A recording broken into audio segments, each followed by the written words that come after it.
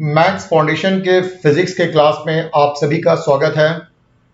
मैं इरफान आलम आपको पढ़ा रहा हूं क्लास 12 के फिजिक्स का चैप्टर नंबर 3 जिसका नाम है इलेक्ट्रिक करंट, और इस चैप्टर का टॉपिक नंबर 3.1 जिसका नाम है basics of electric current and resistance. इसके पिछले क्लास में मैंने आपको ओम्स के लॉ के बारे में बताया था और वीआई ग्राफ ड्रॉ किया था फॉर मेटेलिक कंडक्टर। आज हम आपको फिर से वीआई ग्राफ ड्रॉ करेंगे, लेकिन आज जो हमारा वीआई ग्राफ होगा वो मेटेलिक कंडक्टर के लिए नहीं होगा बल्कि नॉन मेटेलिक कंडक्टर के लिए होगा। तो फिर से बता दें, आज हम लोग फिर से वीआई ग्राफ बनाना चाहते हैं, लेकिन ये वीआई ग्राफ मेटेलिक कंडक्टर नहीं बल्कि नॉन मेटेलिक कंडक्टर। आप देखेंगे डायग्राम में इस तरह का आपको एक एलिमेंट्स दिखाया गया है। ये जो एलिमेंट्स है ये इलेक्ट्रिक करंट को कंडक्ट करता है, इससे होकर इलेक्ट्रिक करंट पास कर जाता है। इस एलिमेंट्स को कहा जाता है PN junction diode. PN junction diode तो ये कंडक्टर है बट मेटेलिक नहीं है। बाद में हम लोग पढ़ेंगे इसके बारे में डिटेल्स कि पीएन जंक्शन डायोड क्या होता है। तो ये कंडक्टर है बट नॉट मेटेलिक। तो हम लोगों ने यहां पे एक नॉन मेटेलिक कंडक्टर लिया है जो कि पीएन जंक्शन डायोड है। इसके अक्रॉस एक पोटेंशियल डिफरेंस अप्लाई किया है, एक वोल्ट मीटर लगा दिया है, और इस पीएन जंक्शन डायोड का ये पी सेक्शन कहलाता है। ये जो ट्रायंगल शेप का ये पी सेक्शन ये बैटरी के पॉजिटिव टर्मिनल से है, और इसका जो ये निगेटिव सेक्शन है, ये अगर आप ये वाला सेक्शन लेते हैं ट्रायंगुलर शेप वाला तो ये पॉजिटिव सेक्शन कहलाता है, और ये जो वर्टिकल आप लेते हैं ये नेगेटिव सेक्शन कहलाता है। तो नेगेटिव सेक्शन को रियोस्टेट से होता हुआ एमीटर और की से होता हुआ बैटरी के नेगेटिव टर्मिनल से जोड़ दिया गया है। आइए हम लोग एक्सपेरिमेंट करते हैं, कैसे करते हैं वो देखिए। सबसे पहले की के को क्लोज किया जाता है। जब की के को क्लोज करते हैं तो देखते हैं कि एमीटर में डिफ्लेक्शन आ रहा है। एमीटर में डिफ्लेक्शन आना इस बात को दर्शाता है कि इस इलेक्ट्रिकल सर्किट से इलेक्ट्रिक करंट पास कर रहा है। तो पहला स्टेप है की key is closed, there is deflection in ammeter, this shows that electric current is flowing through the circuit. अब एमीटर से जब करंट फ्लो कर रहा है तो अब हम लोग रियोस्टेट को एडजस्ट करके पीएन जंक्शन डायोड के across different values of potential difference apply करते हैं। जैसे मान लिया जाए कि सबसे पहले हम लोग जो पोटेंशियल डिफरेंस अप्लाई करते हैं वो 1 वोल्ट का है। मान लिया जाए कि जब हम लोगों ने 1 वोल्ट का पोटेंशियल डिफरेंस अप्लाई किया है तो ये पीएन जंक्शन डायोड से जो इलेक्ट्रिक करंट पास कर रहा है वो सपोज कीजिए कि 0.1 का है। अब हम लोगों ने रियोस्टेट को एडजस्ट करके पोटेंशियल डिफरेंस को इस तरह से सेट किया है ताकि ये पोटेंशियल डिफरेंस हो जाए 2 वोल्ट। मतलब पीएन जंक्शन डायोड के अक्रॉस जो पोटेंशियल डिफरेंस है 2 वोल्ट का है। अब इससे जो करंट पास कर रहा है वो एमीटर के थ्रू मेजर करेंगे। मान लिया जाए कि इस बार जो करंट हम लोगों को मिल रहा है वो 0.4 एम्पियर है। इसी तरह से हम लोग रियोस्टेट को एडजस्ट करते जाते हैं। 3 वोल्ट का अप्लाई किया तो 0.9 एम्पियर का करंट मिला, 4 वोल्ट का अप्लाई किया तो 1.6 का मिला, और 5 वोल्ट का अप्लाई किया तो 2.5 एम्पियर का हम लोगों को इलेक्ट्रिक करंट मिला है। अब आप देखेंगे यहां पर हमने इस डाटा को यहां नोट कर दिया है। क्या लिखा गया है?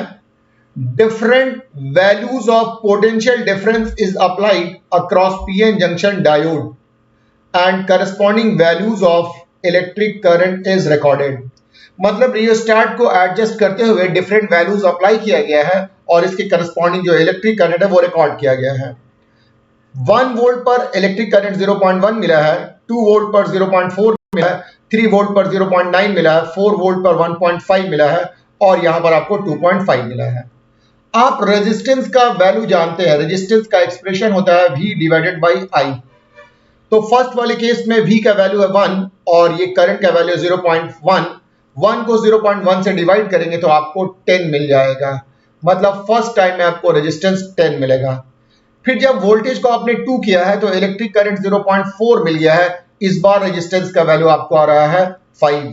मतलब जैसे जैसे आप पोटेंशियल को चेंज कर रहे हैं वैसे वैसे रेजिस्टेंस का वैल्यू भी चेंज हो रहा है, मतलब डिक्रीज कर रहा है। तो पहले जो मैंने मेटेलिक कंडक्टर के लिए एक्सपेरिमेंट किया था और इस बार नॉन मेटेलिक कंडक्टर के लिए एक्सपेरिमेंट कर रहे हैं, तो फर्क इसी बात का है कि वहां पर जिस रेशियो में पोटेंशियल डिफरेंस इंक्रीज करते थे, इलेक्ट्रिक करंट भी उसी रेशियो में इंक्रीज करता था। लेकिन इस बार जिस रेशियो में पोटेंशियल डिफरेंस इंक्रीज कर रहे हैं, इलेक्ट्रिक करंट उस रेशियो में इंक्रीज नहीं कर रहा। दूसरी चीज, पोटेंशियल डिफरेंस का वैल्यू कुछ भी रहा हो, रेजिस्टेंस का वैल्यू तो सेम आता था, लेकिन इस बार अलग अलग पोटेंशियल डिफरेंस के लिए रेजिस्टेंस का वैल्यू अलग अलग आता है। अब हम लोग इसका ग्राफ ड्रॉ करेंगे।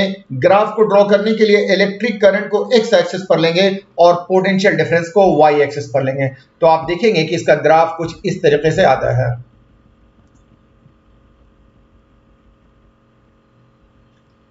जब करंट 0.1 था तो पोटेंशियल 1 वोल्ट था। जब करंट 0.4 हुआ तो ये आपको 2 वोल्ट हुआ। जब करंट 0.9 हुआ तो ये 3 हुआ। जब करंट 1.6 हुआ तो ये 4 हुआ और जब करंट 2.5 हुआ तो ये हो गया। जब आप इसको मिला देंगे तो आपको इस तरह का कर्व आएगा। तो ये VI ग्राफ है फॉर नॉन मेटेलिक कंडक्टर। अब हम लोग कंक्लूजन पर आ जाते हैं। क्या कंक्लूजन कर रहा है देखिए, VI graph for non metallic conductor is curve. पिछले बार स्ट्रेट लाइन आया था लेकिन इस बार कर्व आया है। Curve this shows that current increases non linearly with increase in potential difference. मतलब जिस रेशियो में पोटेंशियल डिफरेंस बढ़ा रहे हैं, इलेक्ट्रिक करंट उसी रेशियो में नहीं बढ़ रहा है। इसका मतलब यह हुआ कि इस बार ओम्स का लॉ ओबे नहीं हो रहा है। मतलब नॉन मेटेलिक कंडक्टर ओम्स के लॉ को फॉलो नहीं करता है। ये पहला हो गया। दूसरा, for different values of potential difference the VI graph for the slope of VI graph with current axis measures resistance। अगर आपको रेजिस्टेंस निकालना है तो जैसे पहले आप स्लोप से रेजिस्टेंस निकालते थे, अभी भी आप स्लोप से ही रेजिस्टेंस निकालेंगे। जैसे मान लिया जाए कि आपके पास इधर V है और इधर I है और इस तरह का कर्व आया है, यहां पर रेजिस्टेंस निकालना है तो आप यहां पर एक टेंजेंट ड्रॉ कर देंगे। टेंजेंट का जो वैल्यू आएगा वही इसके रेजिस्टेंस को मेजर करेगा। अगर यहां पर निकालना है तो यहां पर टेंजेंट ड्रॉ कर देंगे, टेंजेंट का जो स्लोप आएगा वही इसके रेजिस्टेंस को मेजर करेगा। मतलब जैसे उस वक्त स्लोप से आप रेजिस्टेंस मालूम करते थे, अभी भी रेजिस्टेंस स्लोप से ही मालूम होगा। तो slope of VI graph with current axis measures resistance, larger the slope of graph higher will be resistance। तीसरा जो है, for different values of potential difference the value of resistance is same। Graph से भी आपको पता चल रहा है और डाटा से भी आपको पता चला था कि अलग अलग वैल्यू के लिए अलग अलग वैल्यू ऑफ पोटेंशियल डिफरेंस के लिए रेजिस्टेंस का वैल्यू अलग अलग आया था। ऐसे रेजिस्टेंस को कहा जाता है डायनामिक रेजिस्टेंस। तो ओम्स लॉ के एक्सपेरिमेंट के बेसिस पर रेजिस्टेंस आपको दो तरह का हो गया। रेजिस्टेंस दो तरह का, एक को कहा जाता है स्टैटिक रेजिस्टेंस, स्टैटिक रेजिस्टेंस, और दूसरे को कहा जाता है डायनामिक रेजिस्टेंस। डायनामिक रेजिस्टेंस, इस स्टैटिक रेजिस्टेंस को हम लोग ओमिक रेजिस्टेंस भी कहते हैं। ये रेजिस्टेंस ओमिक रेजिस्टेंस के नाम से भी जाना जाएगा और डायनामिक रेजिस्टेंस को हम लोग नॉन ओमिक रेजिस्टेंस कहते हैं। तो आपने देख लिया कि ओम्स लॉ के बेसिस पर रेजिस्टेंस को दो पार्ट में डिवाइड किया जाएगा, एक ओमिक कहलाएगा और दूसरा नॉन ओमिक। सिंपल शब्दों में वो रेजिस्टेंस जो ओम्स के लॉ को फॉलो करता है वो ओमिक रेजिस्टेंस कहलाएगा और वो रेजिस्टेंस जो ओम्स के लॉ को फॉलो नहीं करता है वो नॉन ओमिक कहला जाएगा। तो आइए हम लोग देखते हैं ohmic and non ohmic resistance में। Ohmic resistance, the resistances that follow Ohm's law are called ohmic resistance. जितने भी मेटालिक कंडक्टर हैं like aluminium, copper, silver, iron, ये सारे के सारे रेजिस्टेंस ओम्स के लॉ को फॉलो करते हैं, so they are ohmic resistance. उसके बाद है non ohmic resistance. The resistances that do not follow Ohm's law are called non ohmic resistance. Non ohmic resistance की कैटेगरी में बहुत तरह के रेजिस्टेंस हैं, जैसे आप देखेंगे सेमीकंडक्टर की कैटेगरी में जर्मेनियम आता है और सिलिकॉन आता है। ये नॉन ओमिक है, मतलब ओम्स के लॉ को फॉलो नहीं करते हैं। सेमीकंडक्टर डिवाइस, जर्मेनियम और सिलिकॉन को मिला करके कुछ डिवाइसेस बनाए जाते हैं जिसका नाम है पीएन जंक्शन डायोड और ट्रांजिस्टर्स। ये भी नॉन ओमिक रेजिस्टेंस है, मतलब ये ओम्स के लॉ को फॉलो नहीं करते हैं। इलेक्ट्रिक डिस्चार्ज ट्यूब, जैसे एक्सरे ट्यूब है, कैथोड रे ट्यूब है, ये दोनों से इलेक्ट्रिक करंट पास करता है, but they do not follow Ohm's law. Electrolyte H2SO4, NaCl, ये आपको ओम्स के लॉ को फॉलो नहीं करते हैं। उसके बाद है वाल्व, एक है डायोड वाल्व, दूसरा है ट्रायोड वाल्व। ये ऐसे इलेक्ट्रिकल डिवाइसेस हैं जो ओम्स के लॉ को फॉलो नहीं करते हैं।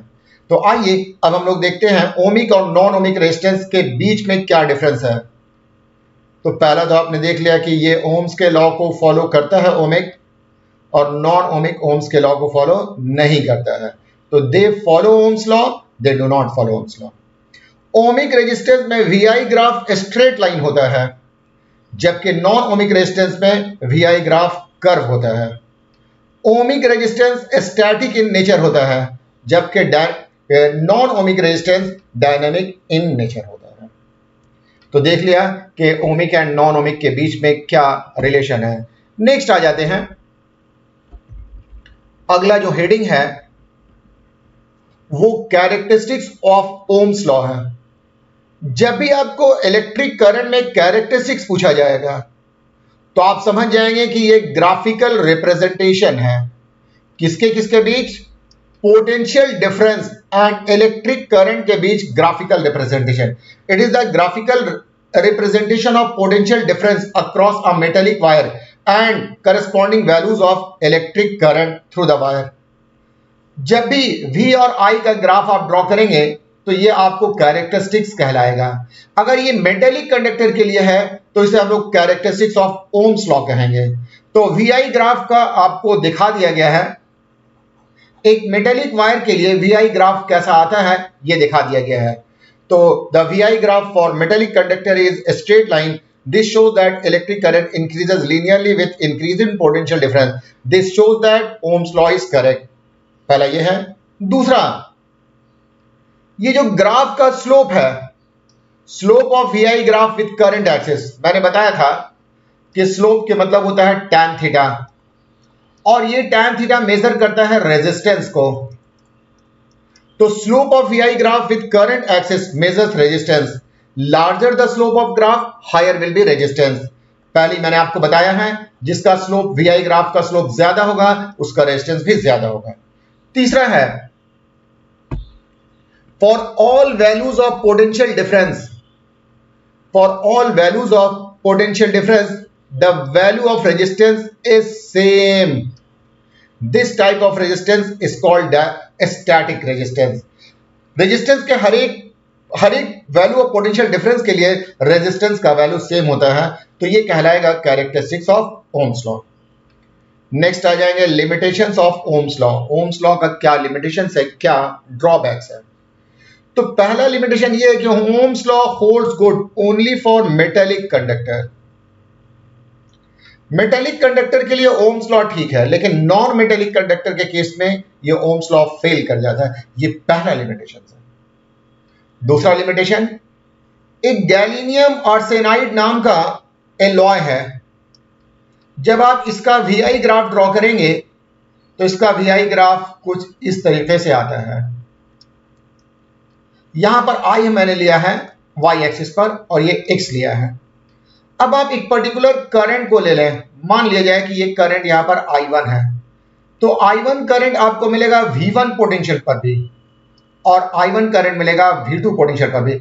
मतलब सेम करंट मिल रहा है दो डिफरेंट पोटेंशियल पर, मतलब I और V के बीच का जो रिलेशन है वो यूनिक नहीं है, वन वन रिलेशन नहीं है।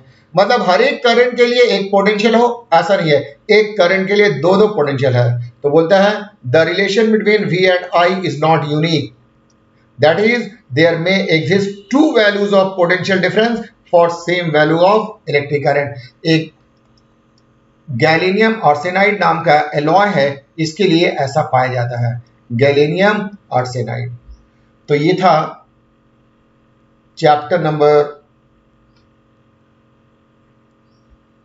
3 का फर्स्ट टॉपिक में डिस्कशन था नॉन ओमिक रेजिस्टेंस के लिए। तो ये आपको ओम्स का लॉ कंप्लीट हो गया। नेक्स्ट क्लास में हम आपको बताएंगे ग्रुपिंग ऑफ रेजिस्टेंस के बारे में। अगर आपने हमारा चैनल सब्सक्राइब नहीं किया है तो आप सब्सक्राइब कर लें, आपको इसी तरह के वीडियोस मिलते रहेंगे।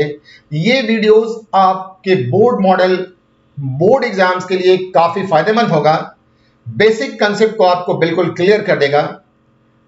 तो बेसिक कंसेप्ट को क्लियर करने के लिए आप इसे सब्सक्राइब करना ना भूलें।